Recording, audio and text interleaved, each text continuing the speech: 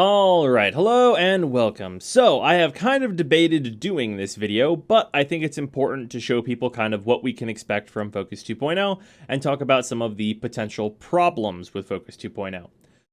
That being said, these are work in progress trees, so in the interest of that, only the numbers are really not final, so I have taken the numbers out in the interest of reviewing the abilities for just the abilities and maybe talking on the side about some of the numbers we saw on dev and how they performed. With that, these are the trees in their entirety, so if you for some reason do not want to see that, this will be spoilers, although it's not like any story spoilers or anything, it's just abilities. So unless you really want to be surprised by the abilities, here we go, starting with Vazarin. Vazarin was always kind of the middle child of Focus, so it seems like a solid place to start for a review on where it's kind of going. So this is broken up into the 5 parts: the passives, the waybound passives, which I'll explain when you get there, Void Mode, Void Blast, and Void Dash. And for those that are not familiar, Void Mode is the invisibility, Void Blast is your little close range Kamehameha motion as an operator, and Void Dash is pretty self-explanatory. It's the dash that you can do as your operator. Starting with passives. So passives, we have Mending Unity, which is an increase to your affinity radius. This is a thing that already exists for Vazarin, and it goes up to 17 meters, which is a very respectable amount. This not just being 17 meters again on final build would be very surprising to me. Rounding it to 20 would probably be nice for just making it look good, but also no change to that passive would be something that I would appreciate, as this is actually something I use quite a bit on my Warframes that have their range determined by affinity radius in some cases, namely Blessing Trinity. So that, very useful, though niche, although realistically I think affinity radius isn't something that people are going to mind having, as it is usually just a nice little bonus. And then besides that, we have Mending Soul, which is the next X revives are instantaneous. So this is also a thing that currently exists, but in a different way. So for this refreshes back up to whatever X is every time you pop into your operator mode, and it looked like it was going to 4 on dev. The way it currently works in Vazarin is every time you pop your Vazarin, you get 4 new revives, and they stack indefinitely. So you would very commonly, as a Vazarin player, be like, oh, I just have like 20 free revives sitting around. With this, it's a little more active and a little more on demand, I suppose, which is good. Though, of course, Mending Soul is not going to be that useful in experienced groups because, honestly, when you're in a group with a lot of people who have played for a long time, people don't really die that often. It's just not really a thing that you're contending with in most cases. So this won't actually be like crazy useful for much more than just teaching like new people that are very, very much prone to going down in situations that they just have never seen and stuff like that. So for as someone who is very much into teaching new players how to do things, namely like LOR and such, that being how it was on dev seemed perfect for me in order to just res people so that they can get on with the learning experience of whatever we happen to be doing. So that stuff seems super good. Pretty much the same as Vazarin or already is, with some slight remixes and tweaks, but I'm definitely into it. And then we have the Waybound passives. These are very, very simple and quite good. We have Enduring Tides, which increases your operator HP.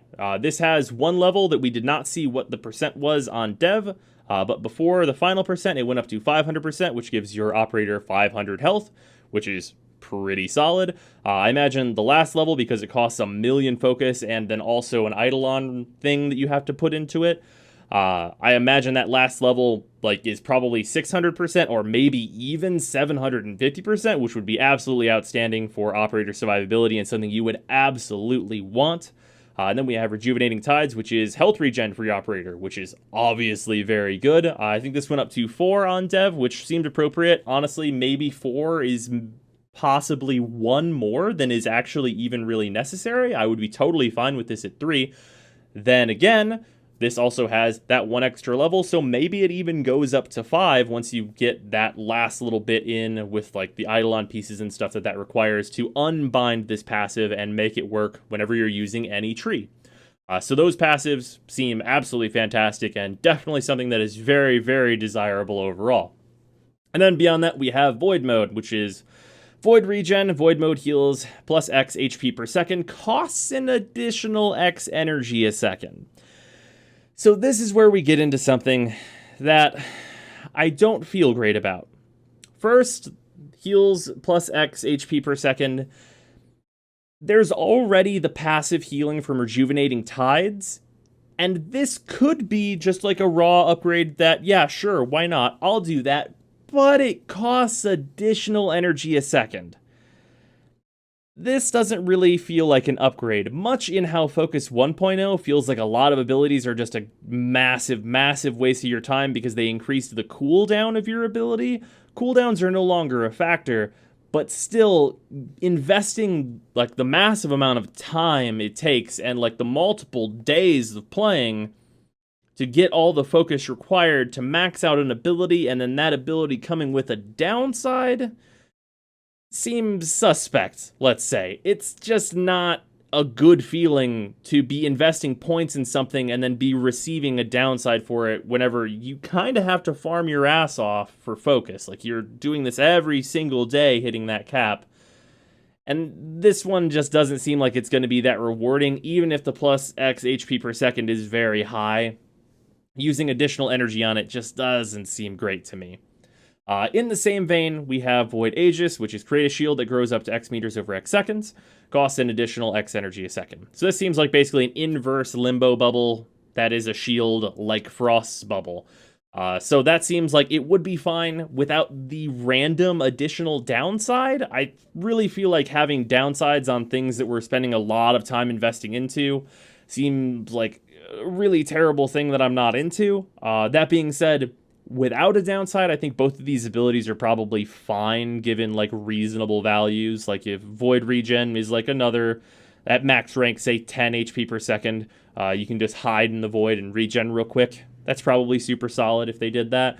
And for Void Aegis, having that be like, let's say an 8 meter shield that pops up over 5 seconds, that could be useful if the shield sticks around for a little while and has a decent amount of health. I could see that being good. But those downsides are what gets me and what very much worries me. And then moving on, we have Void Blast. Guardian Shell, charged to create a shield, and I spelled there's some spelling errors on my part in here. Apologies. Charged to create a shield that draws enemy fire for X damage absorbed. So on dev, that X damage absorbed seemed pretty low. But numbers are not final, so how much damage would it have to absorb in order for this to be useful? Well, enemies do a lot of damage, and this is going to draw aggro, as it says in the skill, as it draws the enemy fire. So this would probably, at max rank, need somewhere in the margin of 1,000 to 1,500, like just raw, like no bonuses one way or the other HP, in order to really be of any use. On dev, it was in like the low like 300 range, which seemed basically useless outside of levels where you don't even really need to defend yourself because enemies are so weak. So that just getting an appropriate number, I think this could maybe be something people will actually use. Moving on, we have Guardian Blast, which is a bit more on the suspect side. This consumes X energy per ally hit within X meters and grants them X shields. So, the problem with this is that shields aren't great right now. Shields are pretty bad right now. So what do these numbers actually need to be for this to be useful? Well, on dev, it consumed 4 energy per ally hit. Okay, let's just say that stays the same. It costs 4 energy. And the X meters, let's say that's about 10 meters. So you gotta be pretty close to an ally. You pretty much gotta be like slapping them on the ass with this for them to get it. Okay. Not too unreasonable, but how much shielding do they need to get at max rank of this ability for this to actually be something you might reasonably do? For me, I think that number probably needs to be somewhere in the margin of like 500, 600. Because shields just aren't that hardy, and like this amount of setup that would go into this to gain something like they were showing on dev, which was like 100 or less shields, just didn't seem very good. 100 shields is basically going to protect you from nothing unless you're one of the few Warframes that can really, really take advantage of shields like Mesa. So, seems kind of rough. But, like I said, given the right numbers, this can also be good. And then finally, we have Void Dash, which is Protective Dash. Allies hit by Void Dash are immune to damage for X seconds. This actually seemed perfect on Dev. It was 6 seconds of damage vulnerability, and every time you did the dash, your Tenno, or your operator rather, also became invincible. So you could use that to make your operator invincible when it was like a panic moment, whenever you needed it. And then also, like bonus, being able to use this on allies seems super good. I have absolutely no problems with Protective Dash as long as it just stays at the current value and doesn't get like nerfed down to something absurd like 2 seconds. The 6 seconds at max rank that it was at seemed absolutely wonderful, and I have no complaints about that. So that seems like a massive success of an ability, honestly. And then Sonic Dash, which is Void Dash, no longer displaces enemies and instead emits an X meter shockwave that travels X meters and stuns enemies. So this basically changes your Sonic Dash from pushing enemies all over the place and kind of just going randomly in all directions into more of like a hard CC type of deal where it'll just stun them in place. With that, how large does this area need to be at max rank in order for this to actually be useful and something you might consider leaving your Warframe for? So let's just assume that it emits an X meter shockwave, and that's pretty much like over the course of your entire dash. So you're going, let's say 15 meters is that shockwave, and then it travels outwards along the dash, like let's say 10 meters. So that's like a 15 long by 10 wide area of good stuns. There are Warframes that can take advantage of that, and unfortunately that's probably not a blind or a setup for a finisher. If it is, that's probably pretty solid. Just the numbers need to be there for this, for certain Warframes to take advantage of this. Obviously, this is not going to be useful for all Warframes. Warframes like Excalibur, who are literally just going to hit 2 and get way better CC than this, are never ever going to use Sonic Dash. But for Warframes that don't normally have access to a kind of tool like that, it might actually be quite useful. So, given appropriate numbers, I think this could actually be pretty good. So, that's Vazarin. This is the one that I think has seen the most overall definite improvement, provided all of the numbers are there, like I said. And hopefully, those downsides on the Void mode are like super placeholder from whenever they were considering putting downsides on like all this stuff, like they had the cooldown before, and will just be totally erased off the map. And then those abilities will probably also be like super fine. Vazarin is definitely looking potentially very solid for this rework. So now we're going to move on to Madurai.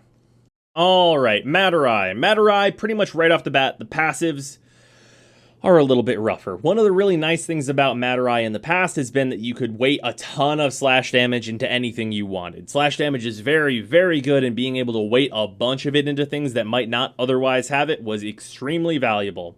Unfortunately, as it stands right now, the passives that we've seen are Phoenix Talons and Sprint, which are just raw physical and elemental damage, which hopefully adds physical damage to weapons that would normally be purely elemental. Otherwise, this is like a definite downside in those cases. But not being able to control what kind of physical and what kind of elemental damage you're going to be adding with Madurai definitely makes it demonstrably worse in the passive department. So that's a bit rough, but what else does this thing have to offer? Unfortunately, I think a lot of what this is going to be is cool factor, but hey, sometimes you just need cool factor, so let's go over this stuff anyway.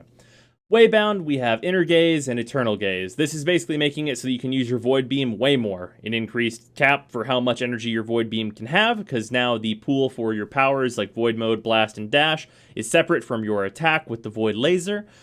So that'll be quite good to have a better capacity on shooting your laser beam. And then Eternal Gaze, which makes it so that that energy regenerates faster. All good stuff, passives that you're going to want to have. Maybe not the most important ones, like I think the health and the regen are going to be from Vazarin, but like solid enough overall, a thing that you're going to want. Then we have the Void mode stuff. We have Void Radiance, which consumes X enemies and blinds enemies around you when entering Void mode. This is a confusing one, and I don't really know how to evaluate it, as it just seems weird. It's more so that this seemed so placeholder that I don't even know how to judge it. So this one I'm just going to kind of leave blank. I don't know what to think one way or the other, but provided there's a decent range on a blind for going into Void mode, this is something that could be useful. It just seems like confusingly worded, and I don't know. We'll see how it plays out. Hopefully it's good.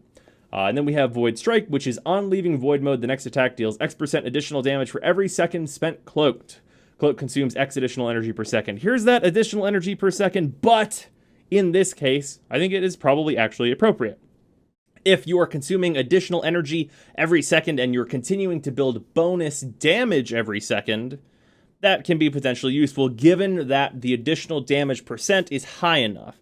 So if you're building, like, say, for every 1 second you spend in, you're getting, like, an additional 25-50% bonus damage. You're going in and then you're spending 5 seconds in there and then coming out of it with, like, 300% bonus damage. That's super solid and is probably worth, like, 2, maybe even in some cases 3 additional energy per second on you being invisible. So, with that, I can see it being balanced as long as what you're getting out of it for that extra energy is actually very meaningful. So with that one is 100% dependent on the numbers, and those numbers just need to be good in order for that additional energy to actually be reasonably justified. Unlike the more, like, weird defensive abilities that Void Mode already has that we saw in Vazarin. And then moving on, we have Void Blast, which has Flame Blast, which releases a ball of fire that deals X% of the Void Blast damage and explodes after X seconds. So with this, the explode radius needs to be good and the damage needs to be good. Those numbers are not final, so it's pretty much worthless to, like, talk about what that needs to be. But basically, it needs to kill enemies at a reasonable level. Like, say, like, level 60s, it should be fairly easy to take enemies out with this. That being said, this ability is basically Hadoken, so I'm super down with that, and it's probably going to look dope as hell, but if the numbers aren't there, it's just not going to be useful, so I hope that the numbers are there. There's really no way to look at that besides it's going to need to be able to do actual damage. Like, if going into your operator mode and, like, spending energy and shooting a bunch of those out is not better than me just pulling the trigger on my gun, I don't see any reason anyone would ever use it, besides cool factor, which, like, is a thing, but also, like, guns are pretty cool too. So I really hope that this is actually useful after the massive investment of focus into this ability to get it to max rank. And then we have Rising Blast, which increases damage by X% and can now be charged to deal additional damage. So this is just basically going to be a close range charge blast, which seems rad as fuck, honestly. Again, though, because this is the damage school, it just needs to have good damage. Like, it needs to do a bunch of damage because it's close range, and it needs to pretty much wipe out enemies that would, like, otherwise wipe you out in, like, one shot at the higher levels. And then we finally have Void Dash, which we have Blazing Dash, which Void Dash leaves a trail of fire that deals X damage a second over time, which seems okay. Like, it seems fine. Nothing, like, too special one way or another. Basically, Nezha's one augment, which could be okay, again, as long as the numbers are there for the damage a second.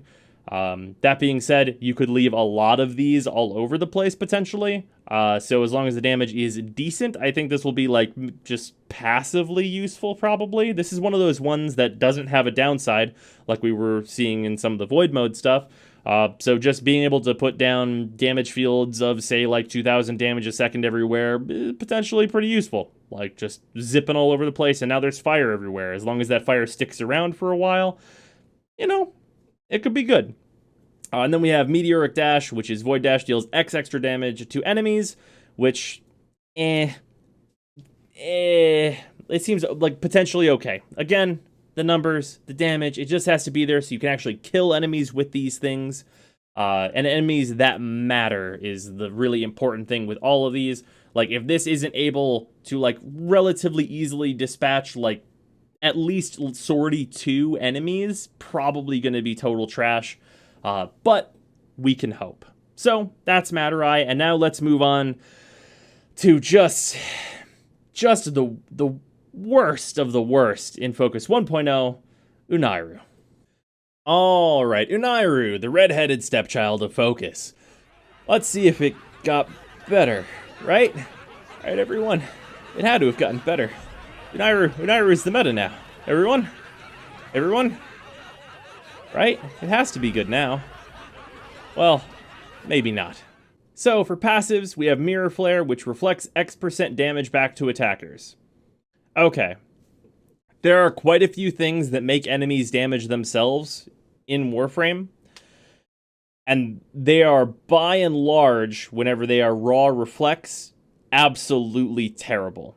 Exceptions to this are basically just Octavia's 1, and that's because it's scaling all of the damage that comes into it and pushing it to every enemy around it. With this, reflecting X% damage back to attackers, unless X% is somewhere in the upper thousands, like, that's going to be pretty much totally worthless. Like, how much does this actually need to be in order for this to be useful even a tiny bit? It probably needs to max out at like about 2,000% damage for this to be something that I give one single fuck about. And I think the reality of the situation is that this just isn't going to be 2,000% reflect damage, because on paper that looks silly, but I think that this is just... I really want to hope that the numbers are going to be there for this one, but I just can feel in my soul that this is going to be absolutely terrible, and that Mirror Flare will be absolutely completely worthless. And then, moving on, we have Stone Skin, which increases armor for Warframe and Operator by X%. We don't even know how much armor operators have at base, so it's hard to determine how useful this would be for them, but how much does this need to be? On Dev, this was 20%, which is less than a fifth of steel fiber, which means that this is absolutely trash at that value. How much does this actually need to be in order to be of any use? Well, ideally, this would be useful to all Warframes, and would be something in the margin of, say, everyone gets 100 armor flat, and then also gets an additional 100% armor, which means that just alone, it would be giving you 200 armor, and also increasing whatever your base is in that other 100% that it's giving you. So, it would be useful to pretty much anyone who wants to like stack on some additional armor. Warframes that already have a bunch get a nice bonus, and Warframes that have basically none also would get a nice bonus. Is this going to be that? I don't think so. I think this will probably also remain very disappointing, as the current passive is for Unairu. That being said, I very, very much want to be wrong. I would love to be wrong about this, but I just think that that passive is going to end up being incredibly lackluster and just not useful at all. Moving on, we have the Waybound passives, which Basilisk Scales increases armor for the operator by X%. Again, we don't know how much armor the operators start with, but I imagine this just not being very useful and that no one would really care about it. And then Basilisk Gaze, which increases the radius of Void Blast by X%. This seems low priority, but potentially useful in maybe the long run. Maybe you've gotten kind of all the other Waybound passives, and you're like, oh yeah, I go for the Unairu one. Why not? I should do that. No reason not to. I guess I'll go over there and do that. Otherwise, that seems incredibly lackluster. So moving on to Void Mode. Void Shadow. Void Mode now renders allies within 10 meters invisible. This ability costs an additional X energy a second. There's that downside. And also, all of the stuff in the game currently, that being Octavia and Ash, I'm pretty sure there's nothing else, that will render your allies invisible is not being used for pretty much any purpose at the current time. Occasionally, allies will choose to pick up Octavia's radial invisibility that she can give out, but it is absolutely never needed in my experience and will end up being a pretty much completely useless thing on Unairu, which is very unfortunate. And then we have Void Chrysalis. Void Mode reduces damage taken by invisible allies who are within X meters by X%. This ability costs an additional... This is just terrible. If your allies are invisible, the chances that they're going to take damage are so low. Even if this reduces damage to allies who are invisible by 100%, that would still have an incredibly narrow amount of uses. Like, almost none still, if this was 100% damage reduction. So this, I just don't think is going to be very good at all. Unairu, overall, I think is going to be pretty rough. Well, let's keep going. We have Void Blast, we have Magnetic Blast. Enemies hit by Void Blast are affected by Bullet Attractor for X seconds. So this is just straight up it is Mags 2. That being said, Mags 2 is the single best thing about her. So in terms of that, like, pretty solid. You have to get close, and then put bullet attractor on enemies with your operator, though, and then ideally you would switch back into your Warframe, and then shoot them with your, like, it's the weird thing. Like, the setup for this, I don't see being a reasonable thing anyone would ever do, but at, like, a basic level, like, putting bullet attractor on enemies ain't so bad. Like, that's not, like, the worst thing. Like, sure, why not? Given other good abilities in Unairu, I could see this being a thing, like sure, okay. Like, it puts bullet attractor on enemies for, like, 10 seconds at max. Okay. All right, sure. But along with some of the other, like, less good stuff that is in the upper part of Unairu that we've already talked about, probably not great. And we have Unairu Wisp. X% chance on Void Blast to summon a Wisp that can be picked up by allies to increase the operator damage by X% for X seconds. So unless that damage increase is absolutely massive, this is probably going to go the way of how Volts 2 was changed. So Volts 2, for a while there, was a thing that he would hit to, and then it would drop on the ground and people would have to pick it up, essentially. No one wanted to do that. Nobody wanted to do that. That was for Volt Speed. Volt Speed is dope as hell. So, unless this damage that you're going to get is going to be quite good and last a while for your operators, I can't see anyone really wanting to interact with this, which is a bit of a bummer. So that percentage is going to need to be, like, very, very high. Like, we're talking, like, 500% for, like, 20 seconds for me to even consider that to be, like, realistically useful. Also, it having a percent chance on Void Blast seems asinine. Like, just do the thing. Like, just give a Wisp, and then, like, your ally can always come pick it up. Like, if, like, this ability already seems kind of rough around the edges, having a percent chance to do the thing of the ability seems just completely mind-blowing to me. And then finally, we have Sundering Dash, which is using Void Dash through an enemy will reduce their armor by X%, and Crippling Dash, which is using Void Dash through an enemy will reduce their damage by X%. So here's the problem with both of these skills. Using Void Dash through an enemy reduces their armor by X%. By the time you've done that, you almost certainly could have done just about anything else that strips armor way faster and killed them. And reducing their damage is like an exercise in futility. You should just murder them. That reduces their damage by 100% all the time. If you kill the enemy, their damage is 0. Like, de facto, they're dead. They can't hurt you anymore. So, these two things being together seems totally crazy to me that you would have both of these skills that essentially Sundering Dash will end up doing, hopefully, the same exact thing as Crippling Dash. That being said, there is a tiny margin of an experience we haven't had yet, which is Eidolons, where maybe Crippling Dash is actually useful if that reduced damage is enough.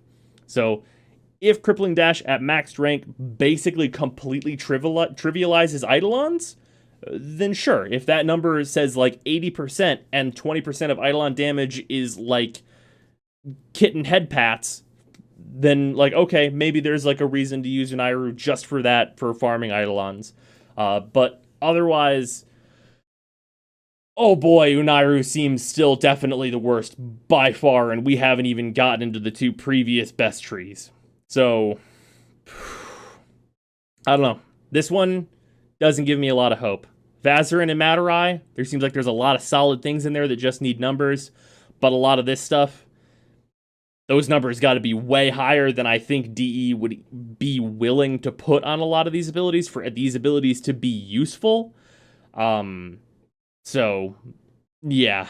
I hope it goes well, but I'm not holding my breath. So let's move on to the previous best, like, just de facto, like, oh god, please stop, please nerf it, Naramon.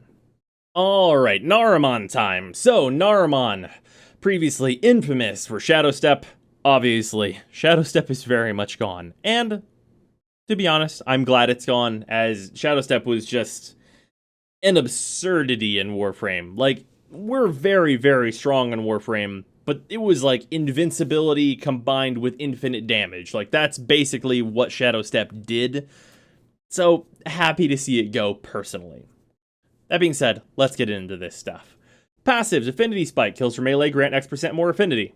Okay, that's a thing that Naramon, like, already does. It already gives bonus affinity with the Deadly Intent previous passive, and that was like, I think I have them mixed up. It was 25%. It was from the other one. I don't remember what the other one's called. Deadly Intent was the other thing. Whatever. One of the ones that gives you like 25% increased affinity from the current Naramon, and it's probably going to be that again. So that's cool. More affinity from melee. Sure, why not? There's merit to like this being used to farm more focus potentially. Sure. And then Power Strike increases melee damage by X%. All right. Absolutely. That's kind of similar to the other non-Shadow Step passive that I had, which I believe was Critical Chance, but this is just raw damage, which I'm into. All melee gets more damage. Cool. As long as that's not just stacking into the same modifier as Pressure Point, there's no way that that won't be useful, and the thing that they showed on dev was 50%, which seemed super solid. Those two passives together, I could see absolutely being used to farm focus, so cool. No real problems with that. And then we have the Waybound passives, which is Mind Step, increases the movement speed of operators by X%. For me personally, this is not a massively important skill, but I would really hope to see it max out at like 50% so that your operator could be pretty speedy. And then in the same vein, Mind Sprint increases the speed of Void Dash, again, about 50%, so that you could be even speedier during your Void Dash, something that I would personally like to see. That being said, these are not super vital, like having your health and your health regen, like in Vazarin, and then not like giving your gun upgraded energy pools and stuff, like in Madurai. But, you know, it's there, and that's like cool stuff that I would definitely like seek out and get, for sure. And then we have Void Mode, which is Void Stalker. Void Mode increases critical chance of melee attacks by up to X% over X seconds. This chance gradually decreases over X seconds when the operator leaves Void Mode. This ability costs an additional X energy a second. This is additive. So that is a lot of words to say, go invisible to get more crit chance. And it decreases over time when you're not invisible as an operator. This also costs more energy. This ability is too complicated to be useful. Like, there's way too much setup for way too little you get out of it, barring the critical chance that it's giving you being like absurdly high. Like, if this is giving you like guaranteed red crits all the time, then that's okay, sure, totally worth guaranteed red crits all the time for like, say, like 15 seconds, and then you got to go back in and charge that thing back up again. Okay, sure, the additional energy a second, that feels like way too big a downside for something that takes way too much setup to actually probably be reasonably useful. But I'm willing to wait and see the actual numbers on this before giving it final judgment, as this could be like an insane thing that would allow melee to just be like, oh, I constantly hit 1,000,000 damage. So we'll definitely see how this one pans out.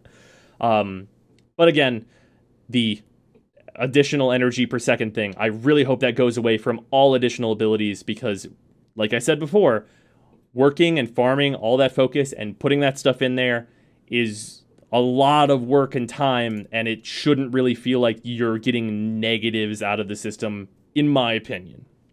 Moving on, we have Void Hunter, which is Void Mode, reveals enemies within X meters through walls. This ability costs an additional X energy per second. So this is like the energy per second thing. Minus that, I don't mind this too much. Like, being able to see enemies through walls is actually like pretty good if it's in a good radius.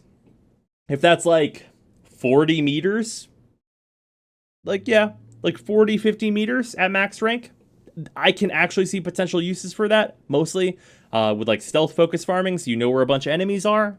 Actually, potentially really good. That being said, like, outside of a focus farm utility use, and that, of course, being like with high range, and only if the energy per second is cut off, it's kind of a lot of requirements about what I think about this needing to change in order for this to have a pretty niche use case. So this one's kind of rough, but maybe okay. And then we have Void Blast. We have Disorienting Blast. Void Blast has an X% chance of confusing enemies for X seconds, causing them to be unable to distinguish friend from foe. And we also have Disarming Blast. Enemies hit by Void Blast have an X% chance to be disarmed.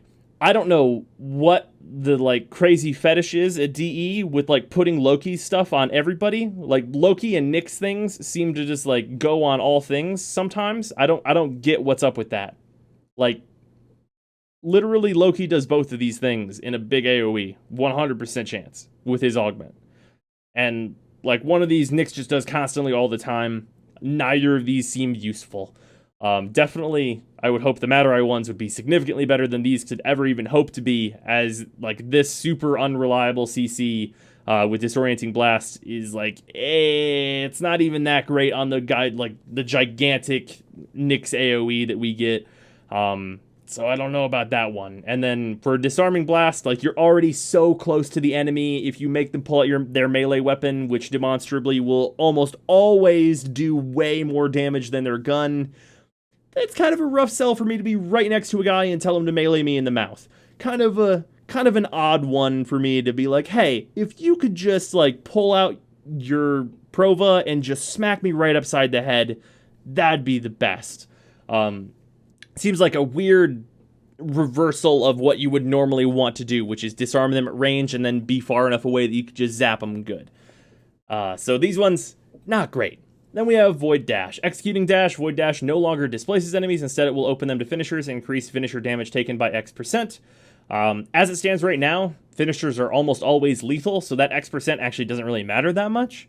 But Void Dash is pretty thin as it stands right now, and I don't know like how much bigger it might potentially be getting with this update. So this is kind of dependent on what like the base width of the Void Dash is, so that you could actually reliably get finishers to happen. And also along with that, you having to dash through enemies, get in your Warframe, and then do the finisher, and then like get back out into operator mode, and then dash through enemies again, and then get back in your Warframe, and then do a finisher. Like, this is a lot of setup for very little gain that I don't see being fantastic. That being said, they have smoothed out the transition from going from Warframe to operator, so maybe it's not as crazy as I think at the current time, but it doesn't seem like a huge bonus for a whole lot of work. And then we have Surging Dash, which creates a wave while dashing, increasing the damage by X% and the area of effect around the operator by X meters. So that is the thing that could potentially make Executing Dash good. If you're doing that, which is damaging a bunch of enemies and then also disarming opening finishers on everyone. Sorry, I misspoke. That is potentially okay, but also still is a lot of setup for potentially not a lot of payoff if that's not in a very large area. So, good stuff up top, like maybe niche, relatively useful things in Naramon, but not like altogether bad or anything. There's definitely some desirable things here, I think. But the Void Blast and Void Dash stuff seems like it's probably definitely pretty rough. And then also Void Mode, again, maybe too much setup for like too little payoff, but we'll see about that one. That one seems like it could definitely be redeemed by just the numbers being really good, but we'll see how it goes. Now, let's move on to the final, the big daddy, the one that everyone's worried about, Xenoric. All right, Xenoric, the big one.